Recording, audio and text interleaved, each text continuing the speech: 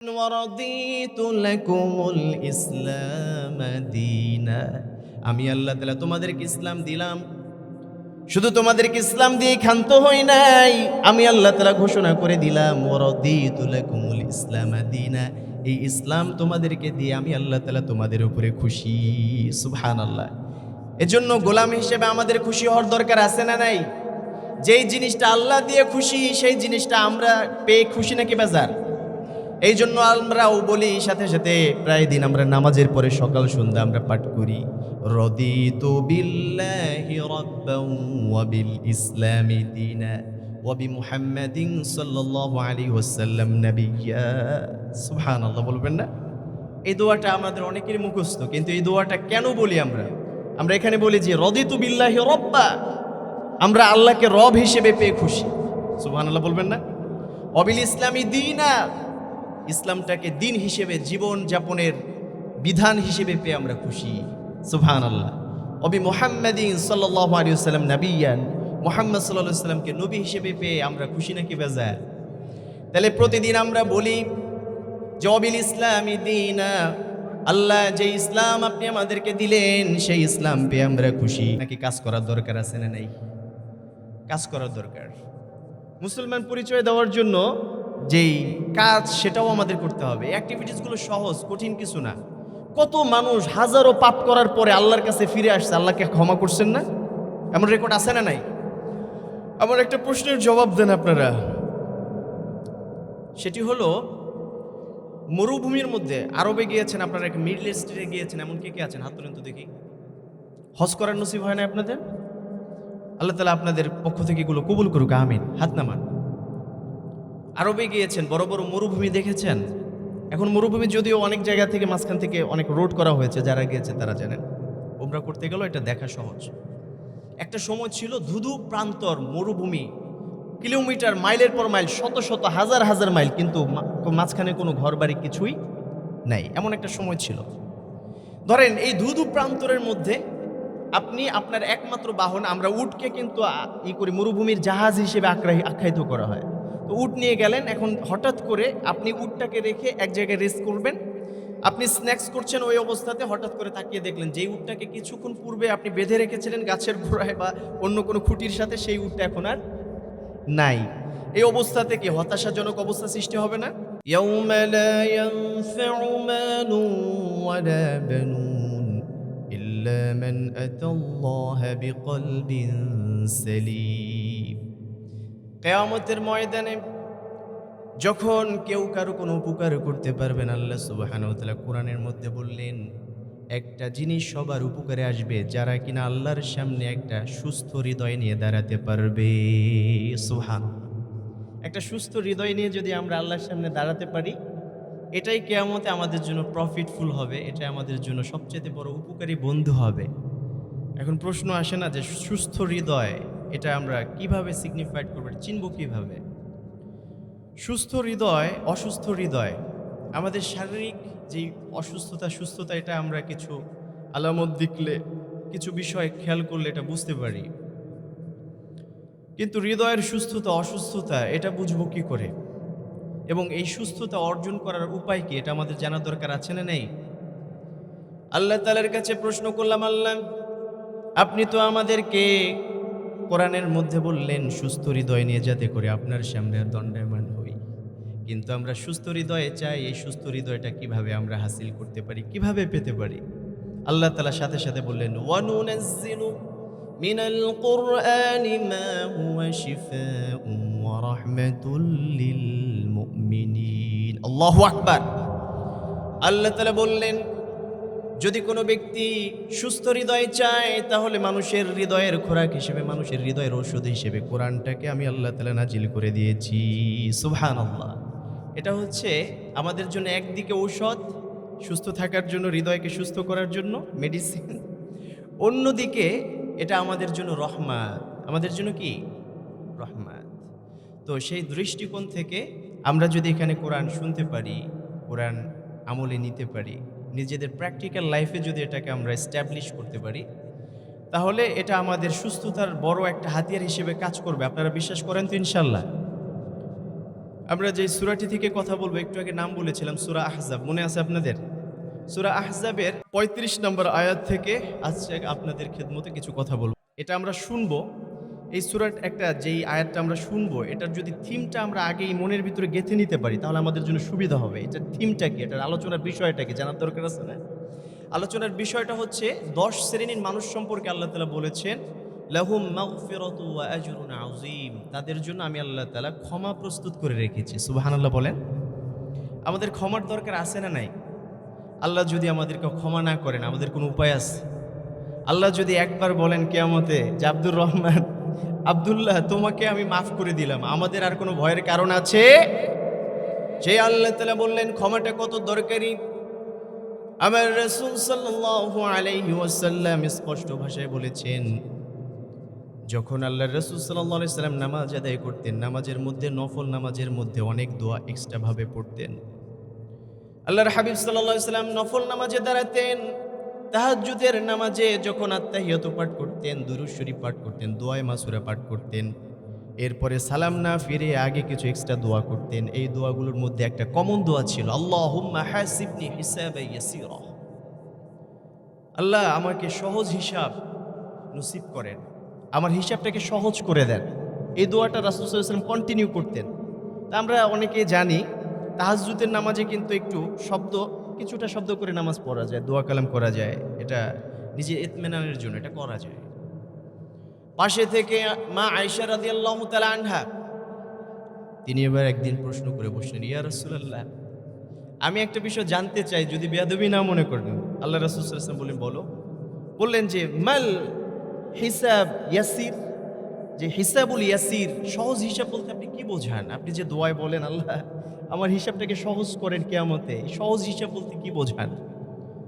আল্লাহ রাসূল সাল্লাল্লাহু আলাইহি ওয়াসাল্লাম সাথে সাথে বললেন, শোনো আয়েশা, কিয়ামতে যদি লান মান্নু কিশাল হিসাব, যদি কিয়ামতের দিন আল্লাহ তাআলা কোনো ব্যক্তিকে বলে আমার সামনে দিয়ে আমার নিয়ামত রাজির হিসাব দিয়ে তারপরে তোকে জান্নাতে যেতে হবে, যদি এতটুকু কথা কারো বিষয় আল্লাহ তাআলা ডিসাইড করে নেন, তাহলে ওই ব্যক্তির কোনো ক্ষমতা নেই যে সে আল্লাহর সামনে তার নিয়ামতের হিসাব দিয়ে জান্নাতে চলে যায়।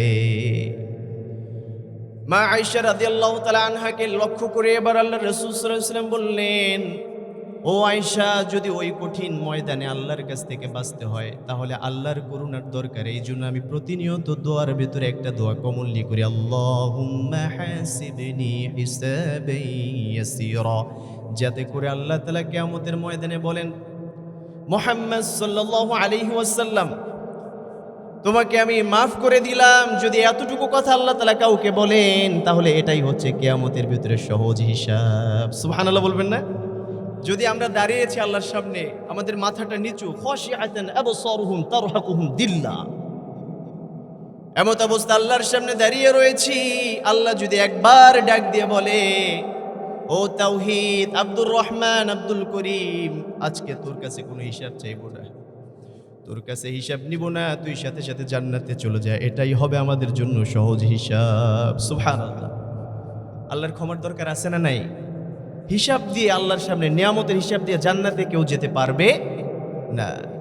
সূরা তাকাসুরের তাফসীর পড়া অবস্থাতে আমি তাফসীর ইবনে কাসিরের আরবি যে খণ্ডটা আছে ওখানে দেখলাম একটা হাদিস উল্লেখ করা হয়েছে।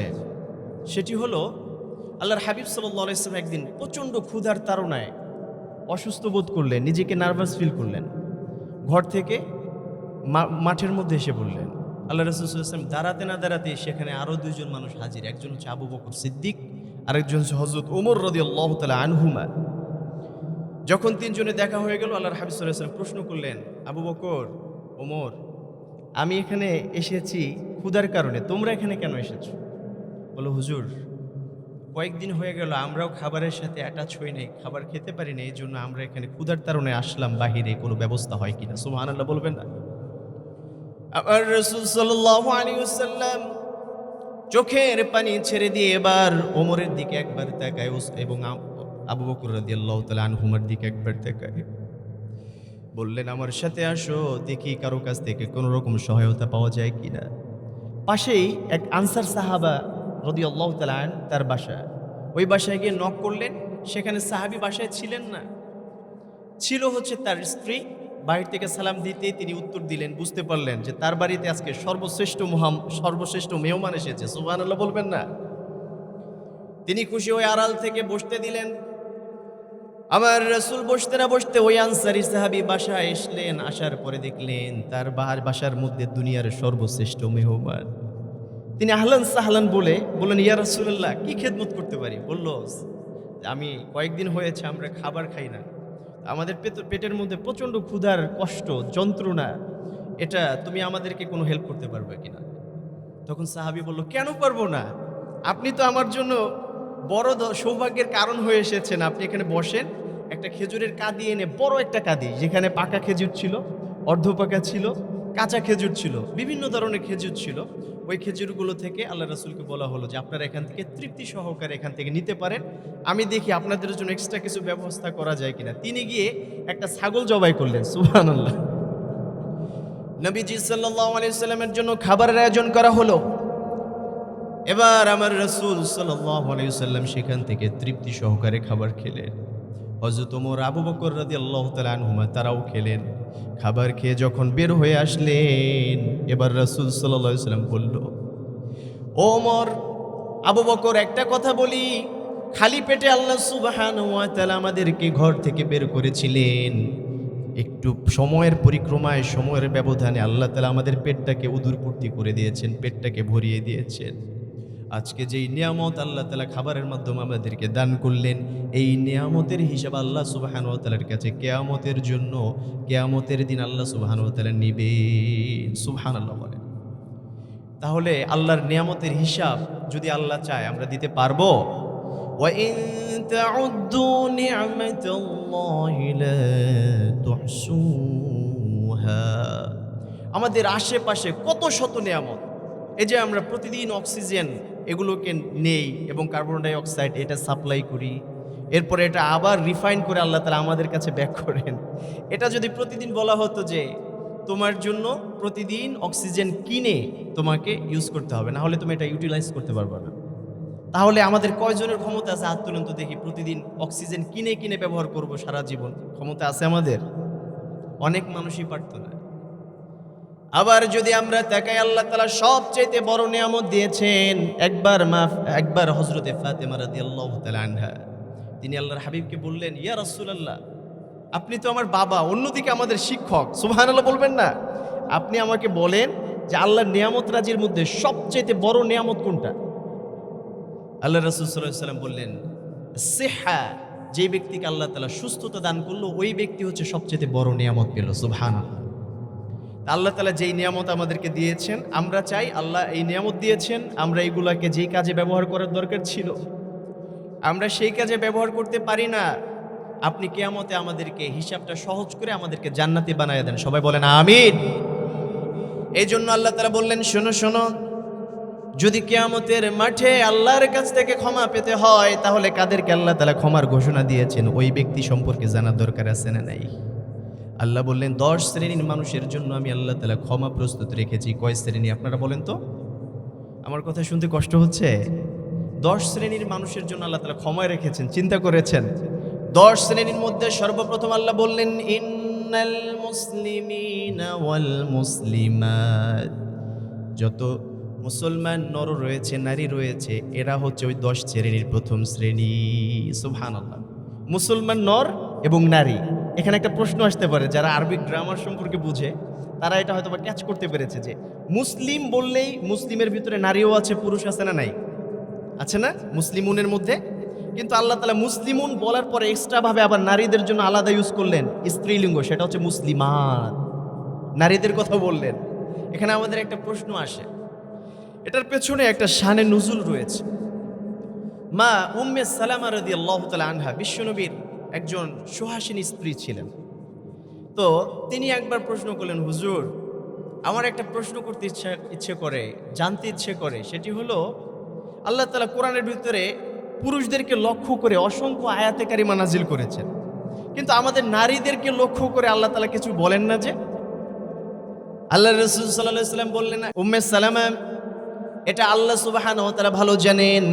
কয়েকদিনের মাথায় আল্লাহর রাসূল যখন মসজিদের মিম্বারে বসে জুমার খুতবা দিচ্ছিলেন, এমত অবস্থায় আল্লাহর রাসূলের কাছে আল্লাহ তাআলা আয়াত নাজিল করে বললেন, ইন্নাল মুসলিমিনা ওয়াল মুসলিমাত, নবী হে আপনার বিবি যেই বিষয়ে আপনার কাছে কমপ্লেইন করেছিল, আমি তো আল্লাহ তাআলা কারো ভিতরে ভেদাভেদ রাখি নাই, নারী পুরুষ সবাই আমার কাছে সমান। সুবহানাল্লাহ বলেন।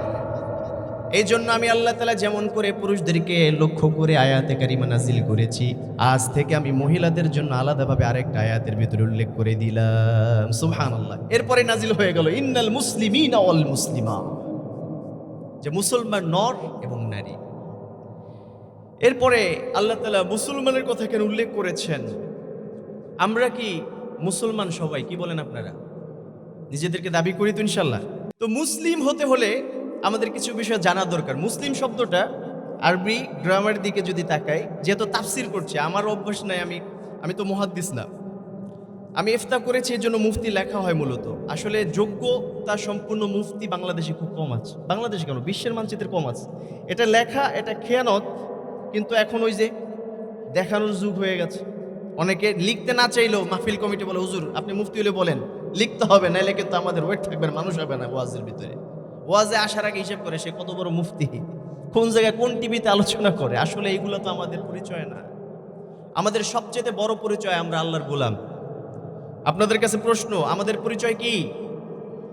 আমরা কি আল্লাহর গোলাম? আল্লাহকে শুনাই দেওয়া যাবে আল্লাহ আমরা আপনার গোলাম? সবাই আল্লাহ বলে একটা ডাক দিতে পারবো তো ইনশাল্লাহ? সবাই বলেন তো আল্লাহ, আরো জোরে বলেন আল্লাহ। সেই আল্লাহ তাআলাকে সাক্ষ্য রেখে আমরা বললাম, আল্লাহ দুনিয়ার কোনো কিছু আমাদের দরকার নাই, একমাত্র আপনার গোলাম হিসেবে দুনিয়া থেকে বিদায় নিতে চাই, ঠিক কিনা? আল্লাহ তাআলা বললেন এই জন্য, ফাদখুলি ফি ইবাদি ওয়াদখুলি জান্নাতি। আমরা আমাদের লাইফে অনেক সময় ছাত্র অবস্থায় ঢাকা ইউনিভার্সিটিতে আমি গত বছর মাস্টার্স কমপ্লিট করেছি আলহামদুলিল্লাহ। তো ওখানে আমাদের এক শিক্ষক, উনি খুব মজার মজার কথা বলতেন, অনেক জ্ঞানী মানুষ, খুব বিচক্ষণ মানুষ, দেখতে শার্ট প্যান্ট পরা, কিন্তু ওনার জ্ঞানের দূরদর্শিতা এটা আসলে কাছে যারা ছিল তারা বুঝতে পেরেছে। তো স্যার উনি একবার বললেন যে, তাওহীদ জীবনের লক্ষ্য কি তোমার, বলো। আমি বললাম, স্যার আমার জীবনের লক্ষ্য হচ্ছে আল্লাহ তাআলার ইবাদত করা, দুনিয়াতে একজন ভালো মানুষ হিসেবে কোরআনের খেদমত করা। আমি কমপ্লিটলি উত্তর দিতে পারলাম না। তিনি বললেন, তুমি কি পড়লা আমার কাছে? আমি একটু ভরকে গেলাম স্যারের অ্যান্সারটা শোনার পরে, কিছুটা নার্ভাস ফিল করলাম। স্যার বলল যে, শোনো আমি তোমাকে বলি, এই প্রশ্ন আমি অনেককেই করেছি, কিন্তু জীবনের একটা গোল সবসময় মনে রাখবে, সেটা হচ্ছে ফাদখুলি ফি ইবাদি ওয়াদখুলি জান্নাতি। আল্লাহ সেট করেছেন, তোমাকে কেউ বলবে ডাক্তার হতে, তুমি বলবে আমার টার্গেট ডাক্তার হওয়া। কেউ বললো ইঞ্জিনিয়ার হতে হবে, এবং তুমি বললা you want to be engineer. এইগুলো না, তোমাকে যদি কেউ বলে তোমার লাইফের টার্গেট কি, একজন মুসলমান হিসেবে তোমাকে বলতে হবে আমার লাইফের টার্গেট হচ্ছে আল্লাহর গোলাম হওয়া। আল্লাহু আকবার। এরপর থেকে আমি যখন কোরআনের এই আয়াতটা নিয়ে গবেষণা করলাম, আমি অবাক হয়ে গেলাম, আলেম হয়ে আমরা কত বড় খেয়ানত করছি। যখন ঈসা আলাইহিস সালামকে কোলে নিয়ে তার মা সবার সামনে হাজির, এই অবস্থাতে কাফের মুশরিকরা তাকে প্রশ্নবিদ্ধ করলো, বলল, ইয়া উখতা হারুন মা কানা আবুকি ইমরাআ সাউই ওয়া মা কানাত উম্মুকি বাগিয়া। তোমার কারোর সাথে ম্যারেজ হতে দেখে নাই, বিবাহ বন্ধনে আবদ্ধ হও নাই, কোনো পুরুষের সাথে তোমাকে আমরা হালালভাবে সম্পর্ক অবস্থায় দেখি নাই, কিন্তু তুমি একটা সন্তান কোলে নিয়ে সবার সামনে আসলা। এটা তো তোমার বাবার ভেতরে, তোমার মার ভেতরে এই খাসিয়ত পাই নাই, তোমার ভাইয়ের ভেতরে পাই নাই। তুমি এত বড় অপরাধ কি করে করলা? তারা তো জানে না এটা আল্লাহ তাআলার নিয়ামত, আল্লাহ তাআলার পক্ষ থেকে এটা এসেছে। ওই অবস্থাতে তিনি ভরকে গেলেন, আল্লাহর হুকুম এসে গেল, তিনি ফাআশারাত ইলাই, ঈসা আলাইহিস সালামের দিকে তিনি লক্ষ্য করে ইশারা করলেন। মারিয়াম ওই দিন রোজা ছিলেন, কথার রোজা, তাই না, কথা বলতে পারবে না। তো ঈসার দিকে ইশারা করেছে। এখন মানুষরা বলতেছে, do you kidding with me, আমার সাথে কি ফান করো নাকি, আমরা এর সাথে কথা বলবো? এতটুকু বাচ্চা কেবল দোলনায়, এই বাচ্চা কোলে থেকে কিভাবে কথা বলবে, আর কিভাবে আমরা এদের সাথে কাইফা নুকাল্লিম, কিভাবে কথা বলবো? সবচেয়ে অবাক করা বিষয়, সূরা মারিয়ামের আয়াতের ভিতরে আল্লাহ তাআলা বললেন, ঈসা আলাইহিস সালামের জবানটা আল্লাহ তাআলা খুলে দিলেন। তিনি সাথে সাথে পাঠ করে বললেন, ক্বালা ইন্নী আবদুল্লাহ। খবরদার আমার সম্পর্কে বাজে কোনো মন্তব্য করবি না, আমার মাকে কোনো কলঙ্ক অপবাদ দিবি না। আমি বলে দিলাম আল্লাহ তাআলার পক্ষ থেকে, ইন্নী আব্দুল্লাহ, আমি হচ্ছে আল্লাহ তাআলার গোলাম। সুবহানাল্লাহ। তিনি বলেছেন, আমি প্রথমেই বলেছেন আমি আল্লাহর নবী। প্রথমে বলেছেন আমি সম্ভ্রান্তভাবে আল্লাহর পক্ষ থেকে নাজিল হয়েছি বলেছেন। তিনি সর্বপ্রথম কি পরিচয় দিয়েছেন? তিনি কি আল্লাহর গোলাম। আমার নবীকে যখন প্রশ্ন করা হতো, বিশেষ কোনো কারণ না থাকলে আমার রাসূল সব সময় বলতেন আমি হচ্ছে গোলাম। ওয়া আনা ইবনু আব্দুল্লাহ ওয়া আনা ইবনু গোলাম। আমি শুধু গোলাম নয়, আমি গোলামের ঘরে গোলাম। সুবহানাল্লাহ বলেন। কিসের স্ট্যাটাস? আপনি বললেই কি আল্লাহ তাআলা ইজ্জত আপনাকে দিবেন? আর আপনি যদি নিচু হতে চান আল্লাহ তাআলা আপনার ইজ্জত কমাই দিবে? আল্লাহ যেটা চাইবেন সেটাই হবে। কি ঠিক কিনা বলেন?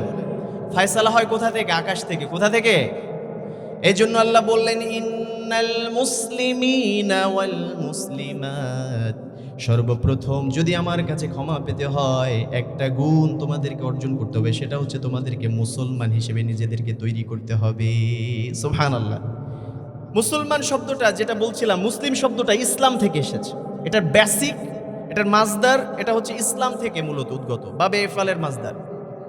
ইসলাম শব্দের অর্থ হচ্ছে সারেন্ডার করা, কারো কাছে নত জানু হওয়া, আনুগত্য করা, তার সামনে সারেন্ডার করা।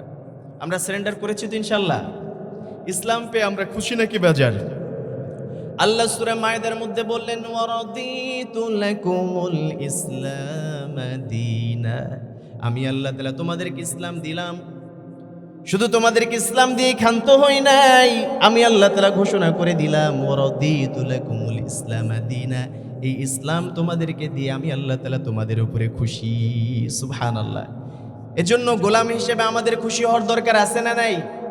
যেই জিনিসটা আল্লাহ দিয়ে খুশি সেই জিনিসটা আমরা পেয়ে খুশি নাকি বেজার? এই জন্য আমরাও বলি, সাথে সাথে প্রায় দিন আমরা নামাজের পরে সকাল সন্ধ্যা আমরা পাঠ করি রাদিতু বিল্লাহি রাব্বান ওয়া বিল ইসলামি দীনা ওয়া বিমুহাম্মাদিন সাল্লাল্লাহু আলাইহি ওয়াসাল্লাম নাবিয়্যা। সুবহানাল্লাহ বলবেন না? এই দোয়াটা আমাদের অনেকেরই মুখস্থ, কিন্তু এই দোয়াটা কেন বলি আমরা? আমরা এখানে বলি যে রাদিতু বিল্লাহি রাব্বা, আমরা আল্লাহকে রব হিসেবে পেয়ে খুশি। সুবহানাল্লাহ বলবেন না? অবিল ইসলামী দীনা, ইসলামটাকে দিন হিসেবে, জীবন যাপনের বিধান হিসেবে পেয়ে আমরা খুশি। সুবহানাল্লাহ। অবি মুহাম্মাদিন সাল্লাল্লাহু আলাইহি ওয়াসাল্লাম নাবিয়ান, মুহাম্মদ সাল্লাল্লাহু আলাইহি ওয়াসাল্লামকে নবী হিসেবে পেয়ে আমরা খুশি নাকি বেজার? তাহলে প্রতিদিন আমরা বলি যে অবিল ইসলামী দীনা, আল্লাহ যে ইসলাম আপনি আমাদেরকে দিলেন সেই ইসলাম পেয়ে আমরা খুশি। নাকি কাজ করার দরকার আছে না নাই? কাজ করার দরকার। মুসলমান পরিচয় দেওয়ার জন্য যেই কাজ সেটাও আমাদের করতে হবে। অ্যাক্টিভিটিসগুলো সহজ, কঠিন কিছু না। কত মানুষ হাজারো পাপ করার পরে আল্লাহর কাছে ফিরে আসছে, আল্লাহকে ক্ষমা করছেন না? এমন রেকর্ড আছে না নাই? আমার একটা প্রশ্নের জবাব দেন আপনারা। সেটি হলো মরুভূমির মধ্যে আরবে গিয়েছেন আপনারা, মিডল ইস্টে গিয়েছেন, এমন কে কে আছেন? হাত তুলেন তো দেখি। হজ করার নসিব হয় না আপনাদের? আল্লাহ তাআলা আপনাদের পক্ষ থেকে এগুলো কবুল করুক, আমিন। হাত নামান। আরবে গিয়েছেন, বড় বড় মরুভূমি দেখেছেন। এখন মরুভূমি যদিও অনেক জায়গা থেকে মাঝখান থেকে অনেক রোড করা হয়েছে, যারা গিয়েছে তারা জানেন। উমরা করতে গেলেও এটা দেখা সহজ। একটা সময় ছিল ধুধু প্রান্তর মরুভূমি, কিলোমিটার, মাইলের পর মাইল, শত শত হাজার হাজার মাইল, কিন্তু মাঝখানে কোনো ঘর বাড়ি কিছুই নাই, এমন একটা সময় ছিল। ধরেন এই ধুধু প্রান্তরের মধ্যে আপনি আপনার একমাত্র বাহন, আমরা উটকে কিন্তু মরুভূমির জাহাজ হিসেবে আখ্যায়িত করা হয়। তো উট নিয়ে গেলেন, এখন হঠাৎ করে আপনি উটটাকে রেখে এক জায়গায় রেস্ট করবেন, আপনি স্ন্যাক্স করছেন, ওই অবস্থাতে হঠাৎ করে তাকিয়ে দেখলেন যেই উটটাকে কিছুক্ষণ পূর্বে আপনি বেঁধে রেখেছিলেন গাছের গোড়ায় বা অন্য কোনো খুঁটির সাথে, সেই উটটা এখন আর নাই। এই অবস্থাতে কি হতাশাজনক অবস্থা সৃষ্টি হবে না? ওই লোকটা ঘাবড়ে যাবে তো, কিসে করে যাবে? কারণ ওখানে লং টাইম থাকলে তো বিপদ। মরুভূমির উত্তপ্ততা, এটা যখন দুপুরবেলা বাড়ে, ওখানে কোনো মানুষের সামর্থ্য নেই থাকতে পারে। বালুর উপরে বাদাম দিলে বাদাম ফুটে যাবে, পুড়ে যাবে। এমন তো অবস্থায় আপনি যদি ওই উটটাকে হঠাৎ করে দেখলেন যে এদিক তাকাতেই আবার দেখলেন ব্যাক করে যে এখানে উটটা যেখানে ছিল আগের জায়গা আবার এসে পড়েছে, ওই মানুষটা কি খুশি হবে নাকি বেজার হবে? আমার রাসূল সাল্লাল্লাহু আলাইহি ওয়াসাল্লাম এবার বললেন, ও সাহাবীরা, একজন মানুষ উট হারিয়ে ফেললে যতটা দুঃখিত হতো, ওই উটটা পাওয়ার পরে যতটা খুশি, আমার আল্লাহ তাআলার শত শত নাফরমানি করার পরেও যদি কোনো ব্যক্তি একবার আল্লাহর দিকে ফিরে আসে, আল্লাহ বলে একটা ডাক দেয়, যদি আল্লাহর কাছে ক্ষমা চায়, আল্লাহ তাআলা ওই ব্যক্তির চাইতেও বেশি খুশি হয়ে ওই ব্যক্তিকে ক্ষমা করে দেয়। ইউবাদদিলুল্লাহু সাইয়্যাতিহিম হাসানাত। শুধু ক্ষমা করেন না, আল্লাহ তাআলা তার জীবনের সমস্ত গুনাহগুলোকে আল্লাহ তাআলা সওয়াব দ্বারা পরিপূর্ণ করে দেন। সুবহানাল্লাহ বলেন। তাহলে আমাদেরকে মুসলমান হতে হবে। রাজি আছো তো ইনশাআল্লাহ? আল্লাহর দিন পালন করতে হবে কি হবে না? আল্লাহ বলেন, ওমাই ইয়াবতাগি গায়রাল ইসলামি দীনা, যদি ইসলাম ছাড়া অন্য কিছুর মাধ্যমে তোমরা সমাধান তালাশ করো, অন্য কিছুর দ্বারা সুখী হতে চাও, হ্যাপিনেস ফিল করতে চাও, তাহলে এটা কখনো গ্যারান্টেড হবে না। আল্লাহু আকবার। এজন্য প্রথম গুণ হচ্ছে আমাদেরকে মুসলমান হতে হবে। দ্বিতীয় বৈশিষ্ট্য হচ্ছে ওয়াল মুমিনিন ওয়াল মুমিনাত, মুমিন নর এবং নারী। তৃতীয় বৈশিষ্ট্য হচ্ছে ওয়াল মুমিন ওয়াল মুমিনাত ওয়াল কানিতিনা ওয়াল কানিতাত, যারা অনুগত বান্দা এবং বান্দি। এরপরে বলা হয়েছে ওয়াস-সাদিকিনা ওয়াস-সাদিকাত, যারা সত্যবাদী পুরুষ এবং নারী। ওয়াস-সাবিরিনা ওয়াস-সাবিরাত, যারা ধৈর্যশীল পুরুষ এবং নারী। ওয়াল খাশিনা ওয়াল খাশিআত, যারা বিনয়ী পুরুষ এবং নারী।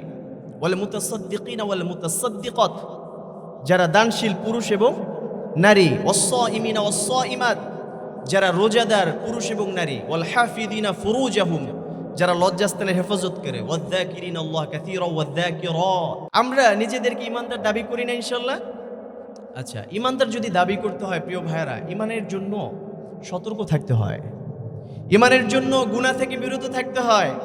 যুবকরা যারা এই আজকের আলোচনা এখানে আয়োজক কমিটির ভিতরে আমি দেখেছি, আমাদের তো মাদ্রাসার কমিটিবৃন্দ যারা আছেন, আপনার এলাকার যারা শ্রদ্ধাভাজন ব্যক্তি যারা আছেন এলাকার, আপনারা এখানে ইনভলভ আছেন অনেকেই। পাশাপাশি আমি দেখলাম যুব কমিটি আছে এখানে, তাই না? যুব সমাজ মানে এলাকার যুব সমাজ যারা আছেন, তো যুবকদের বিষয়টা খেয়াল করতে হবে যে মুমিন থাকতে হলে, মুমিন চাইলেই থাকা যায়, কিন্তু মুমিন থাকতে হলে সবসময় কেয়ারফুল থাকতে হয়, সতর্ক থাকতে হয়। আসহাবে কাহাফ, আসহাবে কাহাফের একটা ওয়াকিয়া, এটা আল্লাহ সুবহানাহু ওয়া তাআলা সূরা কাহাফে উল্লেখ করেছেন, এই জন্য এই সূরার নাম দেওয়া হয়েছে সূরা কাহাফ। তো ওখানে একটা মজার বিষয় আছে, সেটা হলো কিভাবে ঈমানকে বলিয়ান রাখতে হয়, কিভাবে ঈমানটাকে টিকিয়ে রাখতে হয়। যেহেতু দ্বিতীয় বৈশিষ্ট্য ঈমানদার নর নারী, এজন্য আমাদেরকে ঈমান কিভাবে রাখতে হয় এটা শিখতে হবে, ঠিক কি না? তো সূরা কোরআনের তাফসীর আল্লাহ তাআলা কোরআনের মাধ্যমেই করেন। আল্লাহ তাআলা সূরা কাহাফের মধ্যে কিছু যুবকদের তাদের কিছু স্টেটমেন্ট, এগুলো আল্লাহ তাআলা রেকর্ড করে দিয়েছেন, বলেন না সুবহানাল্লাহ। আল্লাহ বললেন যে রব্বুনা ওয়া রব্বুস সামাওয়াতি ওয়াল আরদ। যদিও এটা আল্লাহ তাআলা সর্বপ্রথম বলেন নাই, আল্লাহ তাআলা তার কিছু গোলামের মাধ্যমে তাদের মুখ থেকে এটা বের করেছিলেন। ওই 7 জন যুবক ছিল আসহাবে কাহাফের। ওই সময়কার অবস্থাটা ছিল, যেই বাদশা ছিল, বাদশার নাম ছিল দাকিয়ানুস। ওই বাদশা ছিল মুশরিক। তো ও সবাইকে জোর জবরদস্তি করে চাপিয়ে দিয়েছে যে বিধান, আমার রাষ্ট্রে যদি থাকতে হয় তাহলে তোমাদেরকে অবশ্যই মূর্তি পূজা করতে হবে, এবং মূর্তি পূজা ছাড়া আল্লাহ তাআলার ইবাদত করলে কেউ এখানে থাকতে পারবে না। কিন্তু এই স্রোতের বিপরীতে গিয়ে, স্রোতে গা ভাসিয়ে না দিয়ে 7 জন যুবক স্রোতের বিপরীতে হাঁটা শুরু করলো। সুবহানাল্লাহ বলবেন না? সবাই বেঈমান হলে বেঈমানের ভিতরে ঈমানদার থাকে কি থাকে না? 7 জন যুবক বাদশার দরবারে হাজির। বাদশা বলল, তোমাদেরকে আমি ডাকিয়ে এনেছি, আমার একটা জিজ্ঞাসা করার রয়েছে। বলল কি? বলল, শুনলাম তোমরা নাকি আমার নিয়ম কানুন সব কিছুকে ঠেলে দিয়ে তোমরা নাকি আল্লাহর ইবাদত করো, তোমরা নাকি মূর্তি পূজা করো না, প্রতিনিয়ত তোমাদের সম্পর্কে আমার কাছে ব্যাড রেকর্ড আসে, তোমাদের কাছে এই রিপোর্ট, তোমরা এইগুলো কি বলো এই সম্পর্কে? ওরা বলল, এটা সত্য, আমরা আপনার কথা মতো মূর্তি পূজা করতে পারি না, কারণ রব্বুনা ওয়া রব্বুস সামাওয়াতি ওয়াল আরদ, আমাদের রব এবং আকাশ এবং জমিনের সব কিছুর রব একমাত্র একজন, তিনি কে? যখন এই যুবকরা এই কথা বলল, বাদশা চিন্তা করলো যে যুবক মানুষ, উঠতি বয়স, শরীরের রক্ত একটু টকবকে গরম, হয়তো বা আমাকে কেয়ার করছে না, তো একটু টাইম দিলে হয়তো বা একটু মেজাজটা ঠান্ডা হলে তখন কিছু বলবে। বললো, তোমাদেরকে একটা সময় দিলাম, 2 থেকে 3 দিন সময় নাও, এই সময়ের মধ্যে তোমরা আবার রিথিঙ্কিং করে আমার কাছে আবার আসো, যদি ডিসিশন পরিবর্তন হয় তাহলে তো বেঁচে গেলা, আর যদি এই সিদ্ধান্ত থেকে ফিরে না আসো তাহলে তোমাদেরকে শুলে চড়তে হবে, তোমাদেরকে মৃত্যুর দৌড়ে দাঁড়াতে হবে। এই কথা বলার পরে যুবকরা আবার পরে এসে একই কথা ঘোষণা দিল, বলল রব্বুনা ওয়া রব্বুস সামাওয়াতি ওয়াল আরদ। রাজা এবার তাদেরকে সর্বশেষ সুযোগ দিয়ে দিল। দাকিয়ানুসের পক্ষ থেকে সুযোগ পাওয়ার পরে ছেলেগুলো যখন আউটডোরে চলে গেল, বাহিরে চলে গেল, এবার একজন আরেকজনের সাথে পরামর্শ করে, এখানে থাকলে তো ইমানের সাথে থাকা যাবে না, এখানে সবাই মুশরিক, আমাদের উপরে চাপ সৃষ্টি করবে, বাঁচতে হলে আমাদেরকে অন্য কোথায় নিরাপদ জায়গায় চলে যেতে হবে ইসলামের দাওয়াত দেওয়ার জন্য। সুবহানাল্লাহ বলবেন না? ওই ছেলেগুলোর সাথে সাথে 7 জন ছেলে একসাথে পাহাড়ের ভিতরে, পাহাড়ের গুহার মধ্যে আশ্রয় নিল। চিন্তা করে দেখেন, এই কথাটা বলার কারণ, এটা একটা হাদিস থেকে বলেছি আপনাদেরকে, তাফসীর থেকে বলেছি। এটা বলার পেছনে আমার একটা উদ্দেশ্য আছে। ওই যে মুমিন মুমিনাত নিয়ে আলোচনা করছি আমরা, ওই যুবকদের ইমানের বিরুদ্ধে সমস্ত রাষ্ট্রের সব মানুষেরা ছিল। চিন্তা করেছেন সিচুয়েশনটা কেমন হতে পারে? ধরেন বাংলাদেশের ভিতরে এরকমটা নাই, আমি একটা মেটাফর, একটা উপমা দিচ্ছি। সেটা হলো, ধরেন বাংলাদেশে সবাই একযোগে, আপনার আশেপাশে আপনার পরিবার, আপনার ভাই, আপনার চাচা, আপনার দাদা এবং আপনার এলাকার প্রশাসন, আপনার রাষ্ট্রের প্রশাসন সবাই একযোগে বললো এসে যে তুমি কাল থেকে নামাজ পড়তে পারবে না। তাহলে নামাজ পড়া সবার বিরুদ্ধে গিয়ে আমার জন্য কঠিন নাকি সহজ? অনেক কঠিন না? অনেক বড় চ্যালেঞ্জিং। ওই অবস্থাতে যুবকরা চেষ্টা করে যখন দেখলো যে সর্বশেষ চেষ্টা করেও আলটিমেটলি সাকসেস হওয়া যাচ্ছে না, ওরা বলল এখন যেহেতু সবাইকে দাওয়াত দিতে পারবো না, সেই ওয়েটা আমাদের নাই, সুতরাং এখন আমরা নিজেদের ঈমান বাঁচানোর জন্য এখান থেকে আলাদা হয়ে যাব। সুবহানাল্লাহ। যুবকরা যখন পাহাড়ে গেল, আল্লাহর পক্ষ থেকে রহমত স্বরূপ আল্লাহ তাআলা তাদেরকে 309 বছর পর্যন্ত জীবিত অবস্থায় কিন্তু ঘুমন্ত অবস্থায় রাখলেন। সুবহানাল্লাহ। 309 বছর কেটে যাবার পরে যুবকরা যখন হুঁশ ফিরল, তখন ওরা একটা অলৌকিক বিষয় লক্ষ্য করলো, যে যখন তারা চেষ্টা করতেছিল রাষ্ট্রের সবাই ছিল কাফের মুশরিক, কিন্তু এখন সময়ের পরিক্রমায় আল্লাহ তাআলা তাদের চেষ্টা এমনভাবে কবুল করেছেন, তাদের ওই চোখে আল্লাহ তাআলা সমস্ত রাষ্ট্রটাকে ইসলামী রাষ্ট্র হিসেবে কবুল করেছেন। বলেন সুবহানাল্লাহ। এই জন্য যুবক ভাইরা, তোমাদের প্রতি একটা নসিহত, যেহেতু সময় পেয়েছিলাম এই জন্য বলা, সে হচ্ছে নসিহতটা হচ্ছে এমন যে তোমরা সবসময় ফ্রেন্ড সার্কেলটাকে, যুবকরা যারা আছেন তোমরা, বলছি অনেকে আমার বড় আছেন, আপনিই বলা ভালো, আপনারা সবসময় ফ্রেন্ড সার্কেলটাকে খুব কেয়ারফুলি মেনটেন করতে হবে। যদি ফ্রেন্ড ভালো হয় তাহলে আপনারও ভালো হওয়ার সম্ভাবনা আছে, কিন্তু আপনার ফ্রেন্ড সার্কেল এরা যদি ভালো না হয় তাহলে আপনারও অধঃপতনে যাওয়ার সম্ভাবনা আছে না নাই? ওয়াল মুমিনিনা ওয়াল মুমিনাত, আল্লাহ তাআলা বললেন যে যদি আমার কাছে ক্ষমা পেতে হয়, দ্বিতীয় বৈশিষ্ট্য হচ্ছে তোমাদেরকে ইমানদার নরনারী হতে হবে। আমরা যদি কোনো কাজ করি, আল্লাহ কি ওটাকে বাতিল করেন? কখনো বাতিল করেন না। কোরআনের ভিতরে সূরা আলে ইমরানের শেষের দিকে আল্লাহ তাআলা বললেন, ইন্নী লা উযিউ আমালা আমিলিন মিনকুম মিন যাকারিন আও উনসা, তোমাদের মধ্যে একজন ছেলে অথবা একজন মেয়ে যেই ভালো কাজ করবে, আমি আল্লাহ তাআলা কখনো তার প্রতিদান নষ্ট করে দেই না। সুবহানাল্লাহ বলবেন না? আসেন, এর ভিতরে 10টা বৈশিষ্ট্য আমরা সিরিয়ালি আলোচনা করতে পারবো না, একটু ব্রেক করি, যেহেতু সময়টাকে কাছে আনতে হবে। এখানে আরেকটা কথা উল্লেখ রয়েছে, সেটা হচ্ছে অস-সাবিরিনা ওয়াস-সাবিরাত। আরেকটা গুণ হচ্ছে ধৈর্যশীল পুরুষ এবং নারী হতে হবে। একটা জিনিস মনে রাখবেন, এই পৃথিবীতে যারাই দুনিয়ার দিক থেকে হোক, আখিরাতের দিক থেকে হোক সফল হয়েছে, এরা কখনো ধৈর্য ছাড়া হতে পারে? ধৈর্য ছাড়া কেউ হতে পারে?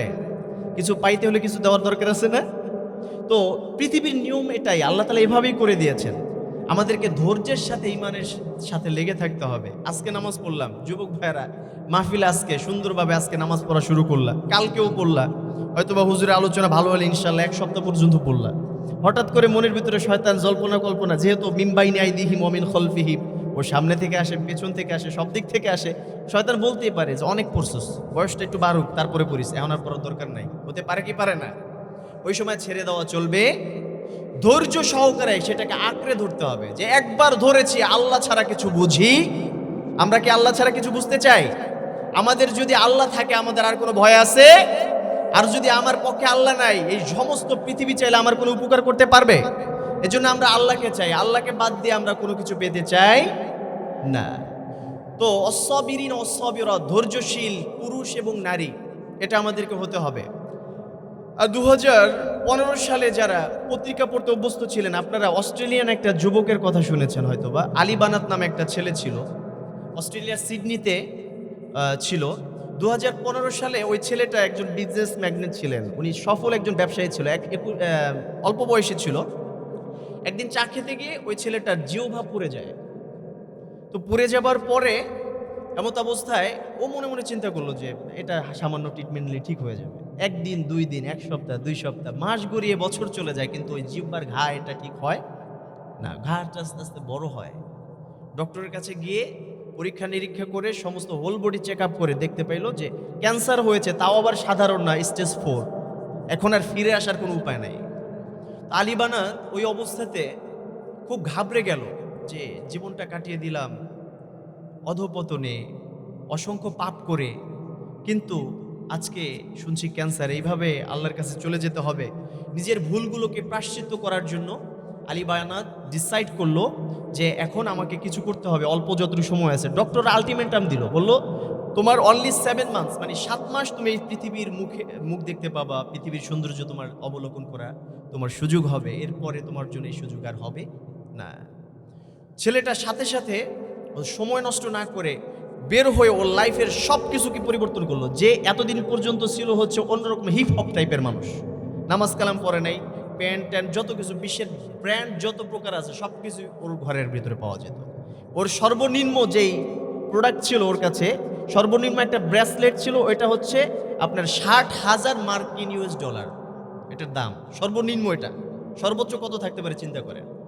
ও কি করলো, ও মনে মনে চিন্তা করলো এখন আল্লাহর তরফ থেকে যদি এটা এসে গেছে তাহলে আমাকে তওবা করতে হবে, ফিরে যেতে হবে, এবং যাওয়ার পূর্বে আমার পৃথিবীতে কিছু করে যেতে হবে। সুবহানাল্লাহ বলবেন না?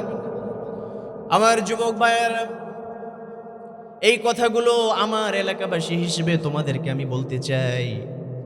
আমার জীবনেও অনেক ধরনের স্বপ্ন ছিল, আমার সব স্বপ্নগুলোকে ঠেলে দিয়ে আমার অনেকগুলো অপরচুনিটি ছিল, অনেক বড় বড় চাকরির অফার আমার কাছে এসেছিল। আমি যখন থেকে এই ঘটনাটা জানতে পারি তখন থেকে সব কিছু ঠেলে দিয়ে একমাত্র কোরআনের তাফসিরের পেছনে পড়ে আছি। ইনশাল্লাহ কিয়ামত পর্যন্ত, মরণ পর্যন্ত যেন থাকতে পারি, আল্লাহ কবুল করুক, বলেন আমিন। ওই ছেলেটা বের হয়ে গেল, ইসলামিক স্কলারদের সাথে যোগাযোগ করে পরামর্শ নিয়ে নিজের সমস্ত সম্পত্তিগুলোকে বিক্রি করে দিয়ে যতগুলো টাকা কড়ি পেয়েছিল সব কিছু নিয়ে আফ্রিকা চলে গেল। আফ্রিকার অসংখ্য অনাথ যারা অসহায় ছিল, গরিব ছিল, দুস্থ ছিল, এই মানুষদের মাঝে তার এই সম্পত্তিকে বন্টন করে তাদের একটা ভালো লাইফস্টাইলের ব্যবস্থা করে দিল। সুবহানাল্লাহ বলেন। অসংখ্য মসজিদ মাদ্রাসা করল। মজার বিষয় হলো 7 মাসের আলটিমেটাম ডক্টররা দিয়েছিল, কিন্তু ডক্টররা কি হায়াত নির্ধারিত করতে পারে? আজকে যেই ডক্টর বলে গেল তার সহকারীকে যে 2 জন রোগী পাশাপাশি আছে, একজন রোগী তাকে হয়তোবা আজকে বাঁচবে না, সকালবেলা ডেথ সার্টিফিকেটটা দিয়ে বিদায় করে দিও, আরেকজন রোগী হয়তোবা কালকে ছুটি হয়ে যাবে, তাকে তার কাগজপত্র রেডি করে ছুটি দিয়ে দিও, কিন্তু পরের দিন ডক্টর এসে দেখে উল্টাটা হয় কি হয় না? কথা বলেন। আল্লাহ বললেন কুলিল্লাহুম্মা মালিকাল মুলকি তুতিল মুলকা মান তাশা। এই রাজত্বটা মানুষের ইচ্ছা আল্লাহ তাআলা দেন না। আল্লাহ তাআলা বললেন একমাত্র আকাশ থেকে যখন ফয়সালা করব তখনই সেটা বাস্তবায়ন হবে, কোনো মানুষের কথায় আমি কাউকে রাজত্ব দেই না। সুবহানাল্লাহ, আল্লাহর হুকুমে সব হয়। তো আলী বানাত 7 মাস না 2018 নাগাদ, মানে প্রায় 3 বছর পর্যন্ত জীবিত ছিল। সুবহানাল্লাহ বলবেন না? এমন তার এই কল্যাণকর কাজের পেছনে যেহেতু সচেষ্ট ছিল, ইমানের পথে শেষ জীবনটা কাটিয়েছে, একবার আল্লাহকে ধরেছে আর ছাড়তে চায় নাই। যখন হসপিটালের বেডে তার মৃত্যু হচ্ছিল তখন সাংবাদিকরা তার মুখের দিকে ক্যামেরাটাকে ধরে রেখেছিল। সবচেয়ে লক্ষ্য করার বিষয় হলো ওই ছেলেটা তখনও কোরআনে তেলাওয়াত করতেছে, মুখ থেকে ভোরকে ভোরকে ভিমকি দিয়ে রক্ত বের হচ্ছে। আল্লাহু আকবার! রক্ত বের হচ্ছে এমন অবস্থায় ওই ছেলেটা কোরআন তেলাওয়াত করতে করতে দুনিয়া থেকে শেষ বিদায়টা নিল। সুবহানাল্লাহ বলেন। এই জীবন আমরা চাই কি চাই না? কারণ হচ্ছে একটা জিনিস মনে রাখবেন, ইন্নামাল আ'মালু বিল খাওয়াতিম। আপনি দুনিয়াতে শুরুতে কি করেছিলেন এখনই শেষ করে দেব, শুরুতে যে কি করেছিলেন এটা কোনো কাউন্টেবল না।